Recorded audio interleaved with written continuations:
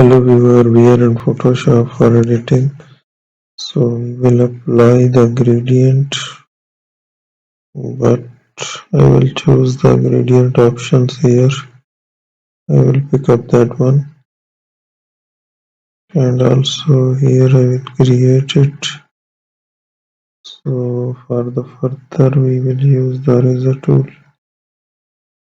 Here is the magic eraser tool to remove the background. So that it is. We will use the option of liquefaction. We can liquefy the image